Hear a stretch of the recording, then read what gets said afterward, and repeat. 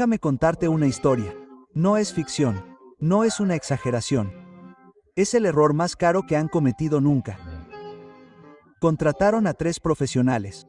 No a aficionados, no a los típicos chismosos con opiniones. No, no, no. Trajeron a los especialistas, un psíquico, un detective y un director ejecutivo. 3 perspectivas diferentes, 3 enfoques diferentes, una sola misión. Descifrarte. Descifrarte. Explicarte, encontrar la debilidad, el patrón, la grieta en la armadura. ¿Y adivina qué pasó? Los 3 salieron de la sala sacudiendo la cabeza, negándose a escribir el informe, sugiriendo en voz baja que tal vez, solo tal vez, deberían dejarte en paz. Porque lo que encontraron no era una persona. Era una frecuencia que no podían sintonizar, un código que no podían descifrar, una presencia que no encajaba en ningún manual que hubieran estudiado. Ahora bien, puede que te preguntes por qué alguien se tomaría tantas molestias. ¿Por qué contratar a 3 profesionales solo para entender a una persona? Te diré por qué. Porque los aterrorizaste con tu silencio. Porque tu ausencia habló más fuerte que la presencia de cualquiera. Porque no reaccionaste como se suponía que debías hacerlo. No te hundiste cuando te presionaron. No suplicaste cuando te ignoraron. Hiciste algo mucho más peligroso que defenderte. Evolucionaste en las sombras mientras ellos celebraban a la luz. Te transformaste mientras ellos estaban ocupados actuando. Y cuando emergiste, cuando finalmente volviste a estar a la vista, ya no estabas en la misma frecuencia. Estabas operando en una longitud de onda que nunca habían encontrado. Y eso los hizo entrar en pánico total. Así que hicieron lo que siempre hacen las personas amenazadas. Intentaron estudiarte, contenerte, reducirte a puntos de datos y perfil psicológico. Pensaron que si tan solo podían entender la fórmula, podrían predecirte, manipularte y controlarte de nuevo. Pero esto es lo que pasa con personas como tú. Nunca debiste ser comprendida. Debiste ser recordada. Empecemos con la psíquica, ¿de acuerdo? La trajeron primero. La experta espiritual, la que dice leer auras y campos de energía, la que supuestamente accedió a frecuencias que la mayoría de las personas no pueden percibir. Le pagaron una pequeña fortuna, le dieron tus fotografías, le dieron acceso a tus antiguas publicaciones en redes sociales, a tus escritos, a cualquier cosa que llevara tu firma energética. Se quedó sentada allí durante horas, en silencio, con las cartas extendidas frente a ella, los cristales dispuestos en patrones específicos, el incienso encendido, todo el montaje teatral. Y luego empezó a hablar despacio al principio, luego más rápido, elevando la voz con algo que sonaba casi como miedo. Dijo, tu firma energética no coincide con tu tiempo.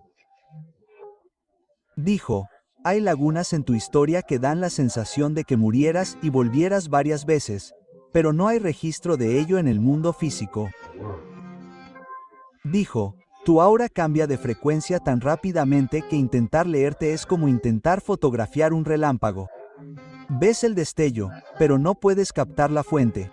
Pero aquí es donde se pone interesante. Dijo algo más. Algo que hizo que todos en la sala se quedaran en completo silencio. Dijo, has estado cargando con heridas que deberían haberte destruido hace años. Traumas que deberían haberte internado. Traiciones que deberían haberte vuelto amargado y vacío. Pero en lugar de pudrirte de adentro hacia afuera como le pasa a la mayoría de la gente, las alquimizaste. Tomaste cada gramo de dolor que te dieron, cada momento de aislamiento que te impusieron, cada mentira que dijeron sobre ti, y las usaste como combustible. No en un sentido poético metafórico, sino en un sentido literal, observable y aterrador. Dijo, tu campo de energía tiene cicatrices. Sí, pero esas cicatrices brillan. Pulsan con una frecuencia que solo había visto en personas que habían pasado por experiencias casi fatales y habían regresado fundamentalmente alteradas. Bueno, te llamó una anomalía espiritual. Dijo, Intentar manipular a alguien como tú sería como intentar atrapar humo con tus propias manos. Dijo, ya no estás jugando al mismo juego porque reescribiste las reglas mientras nadie te miraba. Y luego llegó la parte que realmente lo sacudió. La psíquica se negó a continuar. Recogió sus cartas, sus cristales, sus cuadernos llenos de observaciones y dijo algo que todavía resuena en su mente. Dijo, esta persona ya ha pasado por todos los infiernos que puedas imaginar, que se le han presentado. No te tiene miedo. Ya ni siquiera es consciente de ti. Tu ruido de fondo en una sinfonía que ya ha compuesto. Si eres inteligente, dejarás de observarlos antes de que empiecen a observarte a ti. Y se fue así, sin más. Rechazó la segunda mitad de su pago. Se negó a dar más detalles. Se negó a escribir un informe formal. Porque, ¿qué dices en un informe cuando el sujeto de tu investigación parece más una fuerza de la naturaleza que un ser humano? ¿Qué escribes cuando cada intento de localizarlo lo vuelve más escurridizo? Ella no tenía el lenguaje. Ninguno de ellos lo tenía. El siguiente, el detective. Este tipo no se ocupa de auras ni campos de energía. Se ocupa de hechos, patrones, cronologías y pruebas. Es el que se gana la vida rastreando a la gente, el que sabe cómo encontrar las migas de pan digitales que todo el mundo deja tras de sí, el que puede reconstruir la vida entera de alguien a partir de sus metadatos. Le dieron todo, tu historial de búsquedas, tus registros de compras, tus patrones de viaje, tus leyes de comunicación. Querían un perfil psicológico basado en el comportamiento, no en la espiritualidad. Querían datos fríos y duros que explicaran por qué actúas de la manera en que lo haces. Y trabajó durante semanas. Construyó cronologías, cruzó referencias de ubicaciones, analizó patrones de comunicación, estudió tus redes sociales e interacciones. Buscaba las señales, las contradicciones, los momentos en los que la gente suele revelar su verdadera naturaleza. Pero esto es lo que encontró en cambio. Absolutamente nada. Eso tenía sentido. Dijo, tus patrones no siguen los modelos de comportamiento humano normales. La mayoría de las personas, cuando están sufriendo, se comunican más, publican más. Buscan validación y conexión. Te quedaste en silencio. No solo en silencio, sino completamente fuera de la red durante meses. Y durante esos silencios, no hubo señales de socorro, ni gritos de ayuda, ni migas de pan digitales de alguien que se desmorona. Solo un silencio de radio completo seguido de un resurgimiento. Pero cada vez que regresabas, eras fundamentalmente diferente, más agudo, más centrado, más desconectado de las cosas que solían importarte. Dijo que es como ver a alguien morir y resucitar en un bucle. Pero no hay ningún catalizador externo al que pueda señalar. Ni recibos de terapia, ni compras de libros de autoayuda, ni inscripciones a retiros espirituales, solo silencio y luego transformación una y otra vez. Lo llamó el caso más frustrante de su carrera porque cada vez que creía haber encontrado un patrón, lo rompías. Cada vez que creía entender tu siguiente movimiento, cambiabas de dirección sin sentido lógico, pero que de alguna manera funcionaba a la perfección. Pero aquí está la parte que realmente le molestó. Notó algo en tus patrones de comunicación que solo había visto en otro tipo de persona. Estrategas de alto nivel, personas que operan varios movimientos por delante de los demás. Dijo, tus mensajes, incluso los informales, tienen capas.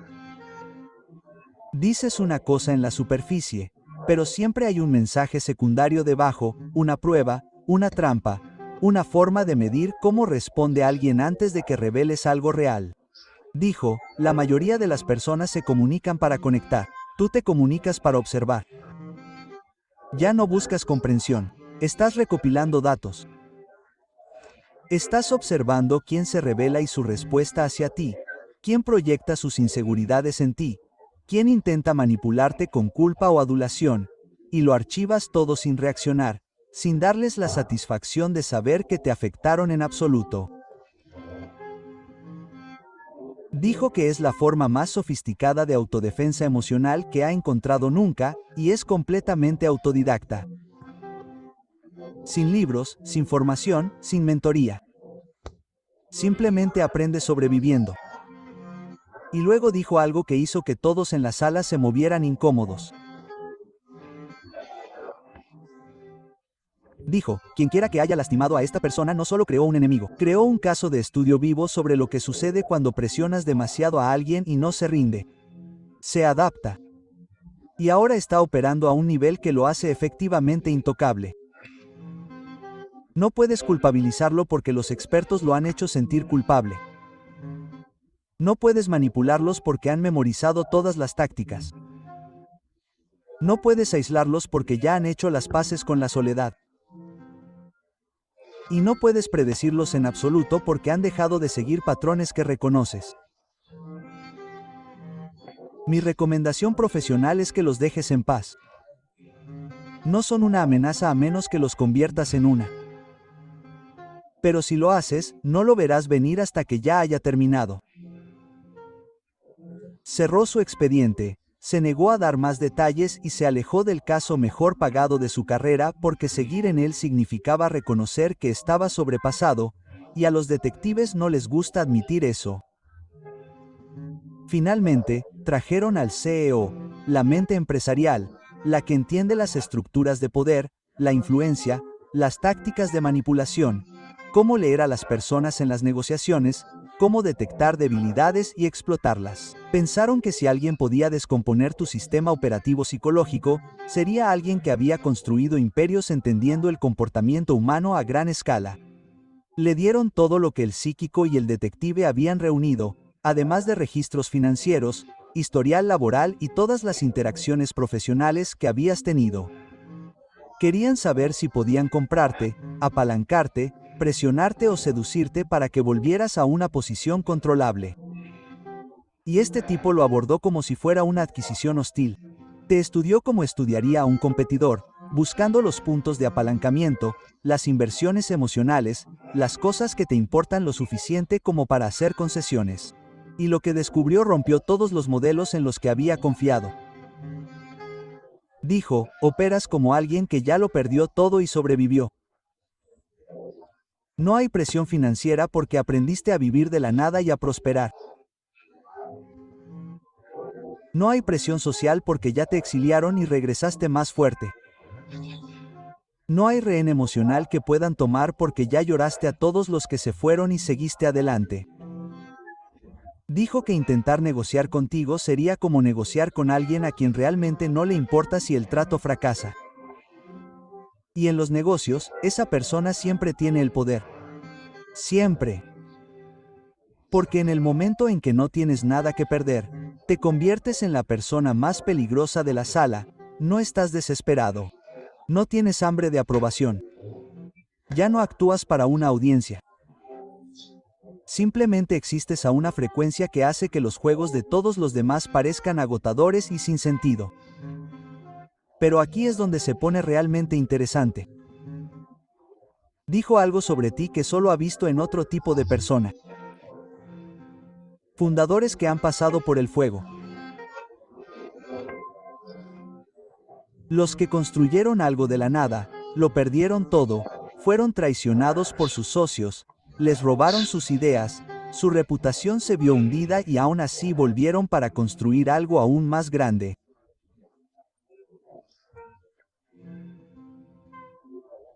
Dijo, tienes esa misma energía, no la desesperación de alguien que intenta demostrar algo, sino la tranquila certeza de alguien que ya se lo ha demostrado todo a sí mismo y ya no necesita validación externa. Dijo, es el rasgo más valioso en los negocios porque te hace inmune a la manipulación, resistente a la presión y completamente impredecible para los competidores. No sigues las reglas porque ya has sobrevivido a las peores consecuencias de romperlas. Y luego dijo algo que dejó completamente anonadados a todos los presentes.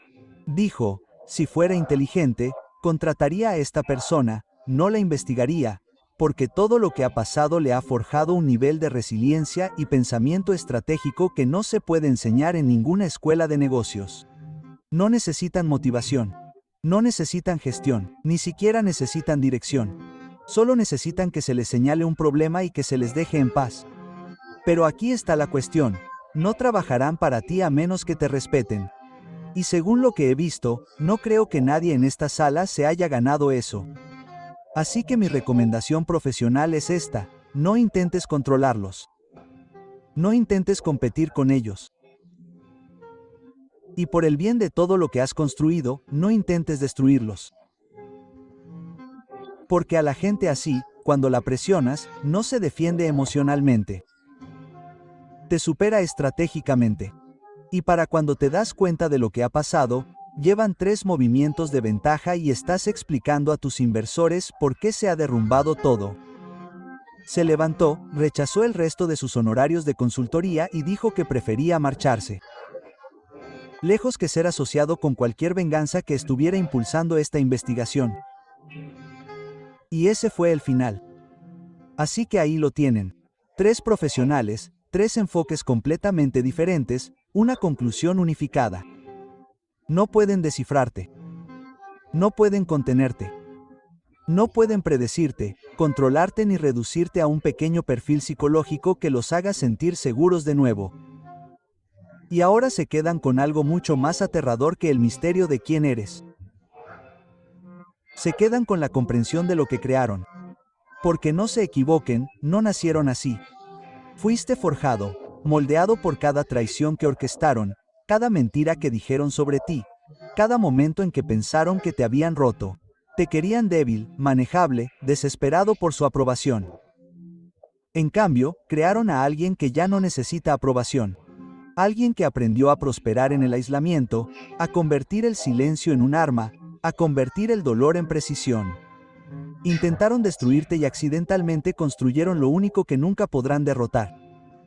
Una versión de ti que ya no juega su juego. Y esto es lo que realmente los mantiene despiertos por la noche. No es que hayas ganado. Es que dejaste de competir. No respondiste con ira, venganza o denuncias públicas. Simplemente te fuiste. Te alejaste de su narrativa, de su drama, de su necesidad de convertirte en el villano de su historia. Y en esa ausencia, te convertiste en algo mucho más poderoso que cualquier ganador en su juego amañado. Te volviste inalcanzable. Cabrón.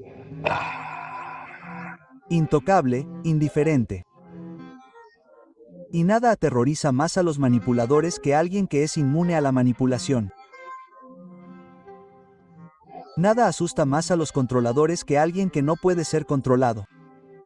Nada destruye más a los narcisistas que alguien a quien simplemente ya no le importa lo que piensen. Te convertiste en lo único para lo que nunca se prepararon. Libre. Así que ahora siguen mirando. Incluso después de que los informes dijeran que no tenía sentido. Incluso después de que 3 profesionales les dijeran que se alejaran, siguen mirando porque necesitan creer. Llegará un momento en el que te derrumbarás. En el que volverás suplicando, en el que demostrarás que todo esto fue solo una actuación. Pero ese momento no llegará. Nunca llegará. Porque no cambiaste temporalmente para fastidiarlos. Evolucionaste permanentemente para salvarte. No te volviste frío, te volviste selectivo. No te volviste desalmado, te volviste autoprotector. No te volviste arrogante, te diste cuenta de tu valor. Y la diferencia entre esas cosas lo es todo. Es la diferencia entre reacción y transformación. Es la diferencia entre venganza e indiferencia. Es la diferencia entre ganar su juego y crear uno completamente nuevo donde sus reglas no se aplican. Déjame decirte lo que pasa después. Porque aquí es donde se pone hermoso. Empezarán a verte en todas partes. No porque estés persiguiendo visibilidad, sino porque tu energía ha cambiado tan radicalmente que te has vuelto magnético para las personas adecuadas y repelente para las equivocadas. Las oportunidades te encontrarán. Las conexiones te encontrarán. Las personas que operan en tu frecuencia te reconocerán de inmediato. Como una señal que solo ciertos receptores pueden captar. Y los que te hicieron daño, los que pensaron que te habían destruido, lo verán todo desde la distancia. Te verán prosperar sin ellos, construir sin ellos, brillar sin necesitar su luz, y eso los devorará vivos de una manera que ninguna venganza podría. Porque no les estás restregando tu éxito en la cara. No estás publicando sobre ellos, ni hablando de ellos, ni siquiera pensando en ellos. Realmente has seguido adelante. Y para alguien que pensó que poseía un pedazo de tu alma, tu indiferencia es el castigo más cruel imaginable. Así que esto es lo que necesito que entiendas. Esa sala, esa investigación, esos 3 profesionales, no se trataba de encontrar respuestas. Se trataba de encontrar tranquilidad. Necesitaban a alguien con credenciales, alguien con experiencia que les dijera que no eres especial, que no eres tan poderoso como pareces, que tarde o temprano volverás arrastrándote o te derrumbarás o te revelarás como otra persona rota que finge estar curada. Pero ninguno de ellos pudo darles esa tranquilidad porque habría sido una mentira. Eres especial. No de una manera arrogante y egocéntrica, sino de la manera en que cualquiera se vuelve especial cuando se niegan a dejar que el mundo los destruya. Tú hiciste el trabajo. Te sentaste con el dolor en lugar de adormecerlo. Te enfrentaste a ti mismo en lugar de proyectarlo en los demás. Elegiste el crecimiento en lugar de la comodidad, la verdad en lugar del engaño, la soledad en lugar de la conexión falsa. Y esa combinación, esa alquimia particular de sufrimiento y autoconciencia crea algo raro, algo poderoso, algo que no se puede comprar, no se puede enseñar, no se puede fingir. Nunca te investigaron para ayudarte. Te investigaron para ayudarse a sí mismos, para encontrar una manera de dormir por la noche, sabiendo que intentaron destruir algo hermoso y fracasaron, para encontrar un lenguaje que hiciera que tu supervivencia tuviera sentido en su visión del mundo. Pero tu supervivencia no encaja en su narrativa. La destroza. Y ahora llega la parte que nunca vieron venir. Porque mientras estaban ocupados contratando profesionales para estudiarte, tú estabas haciendo algo mucho más peligroso. Los estabas estudiando a ellos. Cada ataque que lanzaron, archivaste sus tácticas. Cada mentira que dijeron, anotaste sus patrones.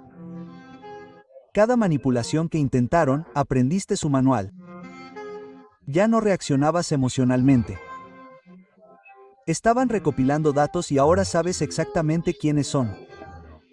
No quiénes fingen ser, ni las máscaras que usan para el mundo, sino quiénes son en realidad cuando creen que nadie los está mirando. Conoces sus miedos, sus inseguridades, su punto débil. No porque estés tratando de reunir munición para una guerra futura, sino porque cuando dejas de defenderte y empiezas a observar, todo se vuelve claro. La niebla se disipa, las ilusiones se desmoronan y ves a las personas exactamente como son. Entonces, esta es la incómoda verdad de la que están empezando a darse cuenta. Ese psíquico, ese detective, ese director ejecutivo, todos estaban estudiando a la persona equivocada. Deberían haberse estudiado a sí mismos. Deberían haberse preguntado por qué necesitaban entenderte tanto. ¿Qué vacío en ellos requiere tu caída para sentirse completo? ¿Qué herida en ellos exige tu sufrimiento para sentirse sanado? ¿Qué miedo en ellos necesita tu fracaso para sentir? Ah, mira quién sobrevivió lo suficiente para oír esto.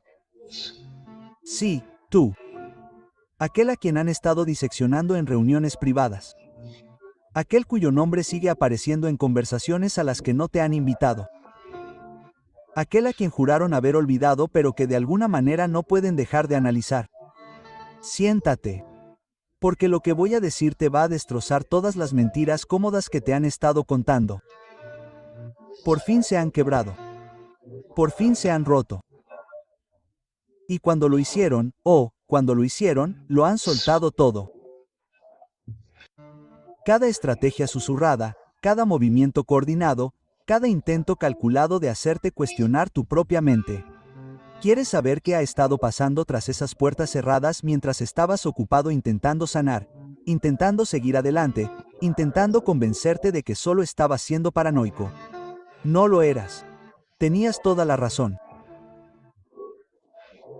Y es mucho peor de lo que imaginabas, pero también mucho mejor porque ahora por fin tienes pruebas de que tú no eres el problema. Nunca lo fuiste. Déjame empezar desde el principio. Desde el momento en que se dieron cuenta de que no ibas a fracasar como ellos habían planeado. Hubo una reunión, una discusión coordinada real donde tu nombre era el único punto del orden del día. Sí, de verdad. Se sentaron a hablar de ti, a diseccionar cada uno de tus movimientos, a intentar entender por qué sus tácticas habituales ya no funcionaban. ¿Por qué dejaste de reaccionar cuando esperaban rabia? Te quedaste en silencio cuando anticiparon un colapso. ¿Por qué te alejaste cuando pensaron que volverías arrastrándote? Y la confusión, el pánico absoluto en sus voces cuando no podían averiguar tu siguiente movimiento. Ahí fue cuando empezaron a formarse las grietas porque las personas que necesitan controlarte no pueden sobrevivir cuando te vuelves impredecible. Construyeron toda su sensación de poder sobre la base de saber exactamente cómo responderías, exactamente qué botones presionar, exactamente cuánta presión te haría rendirte. Pero entonces cambiaste el código. Te reconfiguraste en silencio. Y de repente su manual quedó obsoleto. Uno de ellos finalmente lo admitió en voz alta en un momento de agotamiento mezclado con algo que sonó casi como respeto. Decían tu nombre como si les pesara, como si llevarlo en la boca durante meses los hubiera desgastado. Dijeron, y cito textualmente, pensamos que estábamos tratando con alguien frágil, alguien a quien podíamos moldear, alguien que nos necesitaba, pero cada vez que los empujábamos, no se doblegaban. Desaparecían. Y cuando regresaban, lo hacían diferentes, más duros, inalcanzables.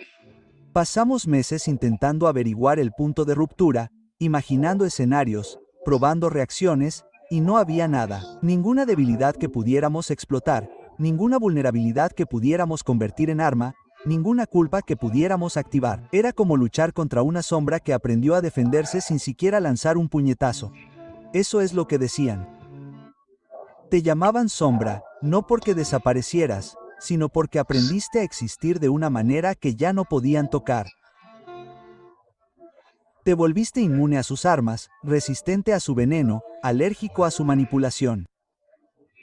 Aquí es donde se tuerce la cosa, donde sentirás ese frío reconocimiento recorriendo tu columna vertebral.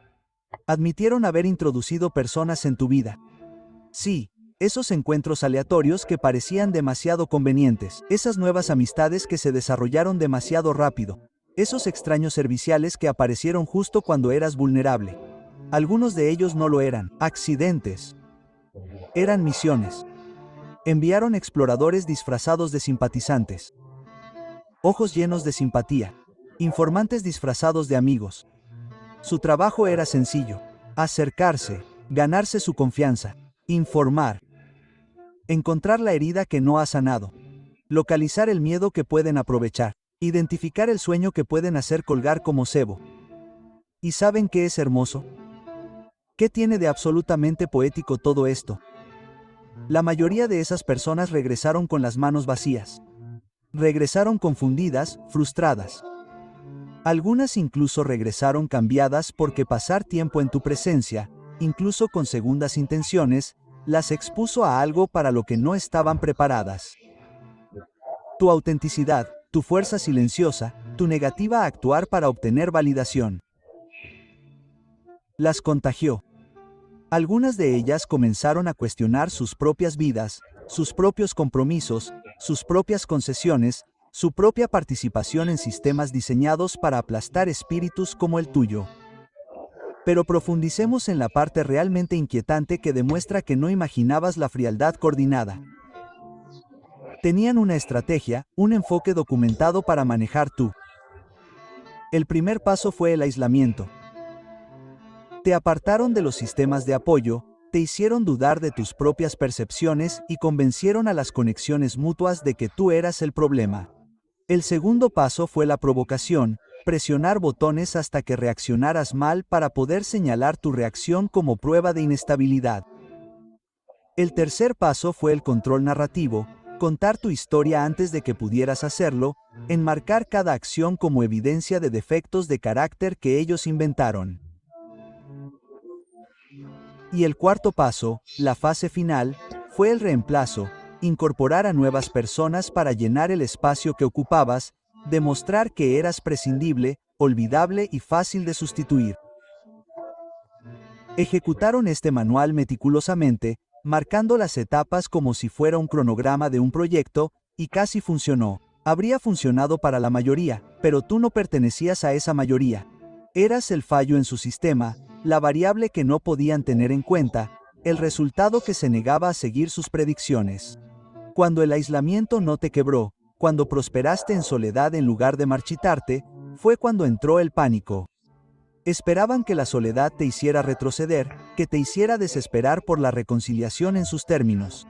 Pero construiste una vida completamente nueva en ese espacio que ellos crearon. Encontraste paz en la quietud que ellos concibieron como castigo. Descubriste fortalezas en la ausencia que ellos diseñaron como debilidad. Y verte florecer en el desierto que ellos crearon, eso los destruyó más de lo que cualquier confrontación podría hacerlo. Uno de ellos dijo en un momento de amarga honestidad: no les dimos nada y ellos construyeron todo. Les quitamos su apoyo y se convirtieron en su propio cimiento. ¿Cómo compites con alguien que no te necesita para existir? Esa pregunta quedó suspendida en el aire como el humo, asfixiándolos al darse cuenta de que su poder sobre ti siempre fue una ilusión que les permitiste mantener. En el momento en que dejaste de fingir que tenían el control, su imperio se derrumbó en polvo. Ahora, aquí es donde la confesión se vuelve realmente interesante, realmente validante, por cada momento en que te sentías loco por sentir que algo andaba mal. Coordinaban sus historias antes de cualquier interacción, antes de cualquier aparición pública, antes de cualquier reunión mutua. Sincronizaban las narrativas. Acordaban qué versión de los hechos presentar, qué aspectos de tu carácter enfatizar, qué partes de la historia olvidar convenientemente. Esto no era paranoia, esto era una conspiración. Coordinación real, documentada y deliberada para hacerte dudar de la realidad objetiva. Ensayaban su preocupación, practicaban su decepción, perfeccionaban su sorprendida inocencia cuando los denunciabas. Y lo enfermizo es que creían que te estaban ayudando mintiendo. Se convencieron a sí mismos de que manipular tu percepción era de alguna manera por tu propio bien, de que controlar tu narrativa era un acto de amor, de que socavar sistemáticamente tu realidad estaba justificado por su comprensión superior de lo que necesitabas. El narcisismo incrustado en esa lógica es asombroso. La arrogancia necesaria para decidir que la verdad de otra persona necesita ser editada. Pero lo sentías, ¿no? Cada vez que las historias no encajaban del todo, cada vez que las reacciones parecían ensayadas, cada vez que la energía en una sala cambiaba en el momento en que entrabas, tus instintos gritaban la verdad mientras cantaban mentiras en perfecta armonía. Y te llamaban paranoico por darte cuenta. Te etiquetaban como sensible por detectar. Te diagnosticaban como roto por negarte a aceptar su realidad fabricada. Esa es la parte más cruel del gaslighting coordinado. Te hace dudar del instrumento que necesitas para navegar por la verdad. Tu intuición, tu instinto, tu conocimiento interno de que algo está fundamentalmente mal. Querían que desconfiaras de ti mismo más de lo que desconfiabas de ellos. Y durante un tiempo funcionó. Cuestionaste tus propios recuerdos, cuestionaste tus propias experiencias, te disculpaste por reacciones que eran respuestas perfectamente apropiadas a su comportamiento deliberadamente inapropiado. Pero luego algo cambió, ¿no? Dejaste de pidiéndoles que validaran tu realidad y empezaras a confiar en tu propio sistema nervioso. La persona que se quebró primero, que lo contó todo en un momento de conciencia culpable mezclado con resentimiento exhausto, reveló el momento exacto en el que el grupo supo que había perdido. Fue cuando dejaste de dar explicaciones. Cuando dejaste de defender tus decisiones, dejaste de justificar tus límites, Dejaste de participar en debates sobre tu propio carácter. Dijeron que tu silencio era aterrador porque significaba que habías dejado de preocuparte por lo que pensaban. Y la gente a la que no le importa no se puede controlar. Te volviste inmune a su aprobación, alérgicas a sus juicios, completamente indiferentes a sus opiniones. Y esa indiferencia, esa hermosa y devastadora indiferencia, ese era tu superpoder. Lo intentaron todo para obtener una reacción, para hacerte volver al juego, para que te importara de nuevo. Enviaron monos voladores con falsas disculpas, extendieron ramas de olivo envueltas en espinas, ofrecieron oportunidades que requerían que te comprometieras. Y lo miraste todo con la inversión emocional de alguien que ve secarse la pintura. No porque fueras fría, sino porque finalmente entendiste que interactuar con ellos era envenenando tu propia alma. Esto es lo que dijeron sobre tu transformación, sobre la versión de ti que emergió de su destrucción sistemática. Dijeron que te volviste irreconocible, no físicamente, sino energéticamente, el afán de complacer desapareció. La necesidad de validación se extinguió. La voluntad de encogerse para su comodidad desapareció por completo. Dijeron que era como ver a alguien mudar una piel que ni siquiera sabía que era prestada. Y debajo había algo que no podían manipular, no podían encantar, no podían aprovechar, no podían tocar. Uno de ellos usó la palabra impenetrable. Otro dijo inalcanzable. Un tercero lo llamó evolución, pero lo dijo como una maldición. Porque tu evolución expuso su estancamiento. Tu crecimiento resaltó su decadencia. Tu libertad reveló sus jaulas. Y nada enfurece más a la gente que alguien que escapa de la prisión que todavía defiende como necesaria. No solo abandonaste su sistema. Demostraste que siempre fue opcional. Que las cerraduras eran ilusiones. Que los guardias eran cobardes con una autoridad falsa. Ahora te están observando. Incluso mientras fingen indiferencia, monitorean tu vida desde la distancia. Revisan tu presencia en línea. Haz preguntas casuales y cuidadosas a tus conexiones mutuas y lo que ven los está volviendo locos en silencio. Estás prosperando sin ellos. Estás construyendo sin su aporte, estás teniendo éxito sin su aprobación.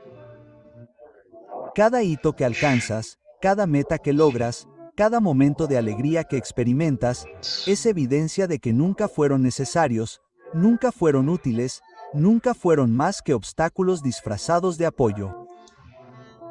Y esa verdad los está carcomiendo vivos desde adentro. Porque si estás mejor sin ellos, ¿qué dice eso sobre su valor? Si eres más feliz en su ausencia, ¿qué dice eso sobre su presencia? Si eres más fuerte después de cortar con ellos, ¿qué te estaban aportando aparte de peso? Estas preguntas los persiguen en momentos de tranquilidad, surgen durante sus propias luchas.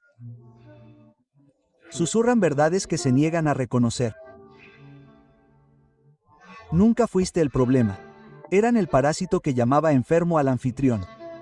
La confesión incluía tácticas específicas que usaron y que probablemente ni siquiera reconociste como ataques, reteniendo información que necesitabas mientras afirmaban que la habían olvidado. Programando eventos importantes cuando sabían que no podrías asistir. Y luego expresaron su decepción por tu ausencia. Te alabaron públicamente mientras te menospreciaban en privado. Apoyaron tus objetivos de palabra mientras los sabotearon con hechos. Te pidieron tu opinión y luego la desestimaron. Buscaron tu consejo y luego hicieron lo contrario mientras te culparon del resultado. Cada táctica fue cuidadosamente diseñada para erosionar la confianza, sembrar dudas y mantener la dependencia. Y lo genial de todo es que, si los denunciabas, tenían una negación plausible. Fue solo un error, solo una falta de comunicación, solo un malentendido. Estás siendo demasiado sensible, demasiado desconfiado, demasiado a la defensiva. Convirtieron tu percepción precisa de su daño intencional en evidencia de tu inestabilidad. Es una manipulación de nivel maestro. Convertir la evaluación correcta del abuso de alguien en un síntoma del abuso en sí. Pero empezaste a documentarlo, ¿no? Empezaste a guardar recibos y el patrón se volvió innegable. Esta es la parte que validará cada momento de duda. Cada vez que te preguntaste si estabas exagerando, Admitieron que las reacciones que provocaron fueron intencionales. Te presionaron hasta que perdiste la paciencia específicamente para que pudieran señalar el chasquido como prueba. Mantuvieron la calma durante tu enfado justificado, específicamente para poder decir que estabas trastornado. Permanecieron serenos durante tu respuesta apropiada, específicamente para poder incriminarte como alguien fuera de control. Era teatro, una actuación cuidadosamente escenificada diseñada para convertirte en el villano de una historia que estaban dirigiendo. Y cuando finalmente dejaste de actuar, cuando te negaste a reaccionar en absoluto, perdieron el guión. No sabían cómo manejar a alguien que no desempeñaba el papel que se le había asignado, así que intensificaron, presionaron con más fuerza, inventaron nuevas provocaciones. Y cuando eso tampoco funcionó, cuando permaneciste impasible, fue cuando supieron que te habías ido. No físicamente ausente, sino psicológicamente inalcanzable. E inalcanzable significa incontrolable. E incontrolable significa que perdieron. La reunión donde todo se derramó, donde la fachada finalmente se resquebrajó, sucedió porque uno de ellos se cansó. Cansado de mantener las mentiras. Cansado de coordinar historias. Cansado de fingir que la campaña en tu contra estaba justificada. Dijeron algo que dejó a todos paralizados. Hemos estado actuando como si fuéramos víctimas de alguien que en realidad nunca nos hizo daño. Los hemos estado tratando como una amenaza cuando la verdadera amenaza siempre fue cómo nos hicieron sentir sobre nosotros mismos. Y esa declaración, ese momento de honestidad incómoda, abrió las compuertas. De repente, otros comenzaron a admitir cosas. Los celos que disfrazaron de preocupación. La envidia que enmascararon como crítica, la inseguridad que proyectaron como juicio. Tu éxito no era amenazante porque les hiciera daño. Era amenazante porque demostraba que no los necesitabas. Tu felicidad no era ofensiva porque los excluyera. Era ofensiva porque exponía la miseria que defendían como algo normal. No eras difícil de amar. Eras difícil de controlar. Y esa distinción, esa diferencia fundamental, reescribe toda la narrativa. También confesaron algo que explica mucho sobre los ataques aleatorios, la crueldad inesperada, el sabotaje aparentemente sin motivo. Tenían miedo de ti. No tenían miedo de que les hicieras daño. Tenían miedo de que inspiraras a otros. Tenían miedo de que tu libertad se volviera contagiosa. Tenían miedo de tu negativa a conformarse haría visible su conformismo. Temían que tus estándares expusieran sus compromisos. Temían que tu autenticidad revelara su desempeño. Representabas todo lo que ellos mismos se habían convencido de que era imposible, poco práctico. Idealistas y verte vivirlo, encarnarlo de verdad, a diario, demostrar que era posible, eso hizo que sus justificaciones cuidadosamente construidas se desmoronaran. Si tú podías hacerlo, ¿cuál era su excusa? Si podías alejarte de la disfunción, ¿por qué seguían nadando en ella? Si podías elegirte a ti mismo, ¿por qué seguían eligiendo sus cadenas? Estas preguntas desestabilizan identidades enteras construidas sobre el victimismo, filosofías enteras construidas sobre la limitación, vidas enteras construidas sobre el conformismo. Eras una amenaza existencial, no para su seguridad, sino para sus excusas. De caminar más de 5 kilómetros y llegar tarde a la escuela, a hacerlo en pocos minutos y no perder